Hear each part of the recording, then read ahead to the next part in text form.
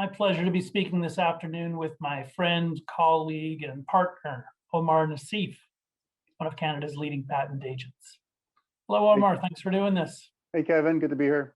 Can you summarize in a nutshell your long and successful career and how you got into this field?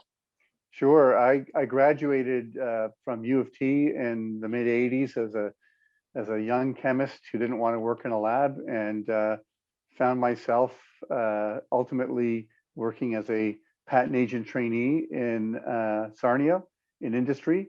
Had a brief stint there, and then joined McCarthy and McCarthy, as it was then called, in 1988. Passed the qualifying exams that year, and started my career. Became an equity partner at that firm before I was age 32, and I joined Gowlings in 1997. And over the course of the decades, what's been the biggest change you've seen in your career? You know, I would say it's the speed of communication. When I first started work, there were no cell phones, there were no laptop computers. If you fast forward from that baseline to now, you'll understand all of the advances in technology which have allowed us to be efficient, but also have invited clients to be more demanding in terms of when they want things, and having access to people around the clock. Can you tell us some of the best advice you've received over the years? Most important advice I received early on in my career was that clients will hire you based on your experience. Our industry is full of very competent people. Everybody's competent. That you're not going to really distinguish yourself on that basis. I think where people can distinguish themselves is at their experience level. I had the privilege of working with two of Canada's most senior and respected patent litigators, Gary O'Neill and Neil Belmore. And from them, I learned so many things about how patent litigators review and strategize patent cases, how they review the work I did.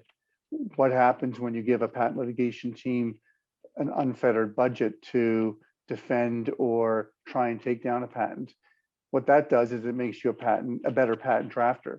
It makes you careful with everything you say, and it makes you build into the document that you're drafting all kinds of measures that will hopefully help defend it if it ever gets litigated. And how would you describe your approach to working with clients to protect their inventions? I'd say the approach really is founded in communicating with clients at their level. What that means is working with inventors and telling a story of the invention made by the inventor through the inventor's eyes, and recognizing that the ultimate audience of what we write together is going to be a judge or a jury. And how would you describe your approach to training juniors? My approach to training juniors is based on constantly challenging them to do more, to take on more responsibility, but not putting them in situations where they cannot succeed. What would you say is the big news in the world of patent filings these days?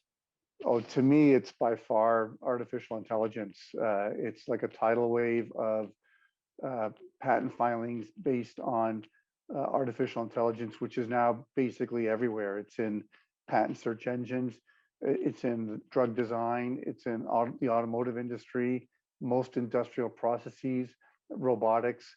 It's led to a large number of patent filings in that subject matter area where there weren't any, say, 5 years ago, or very few. So it's exponential growth in terms of patent filings, and ultimately in 5 to 10 years, I think it will lead to exponential growth in patent litigation as those patent filings make their way through the system. Thanks for speaking with me this afternoon. Good to be here, Kevin.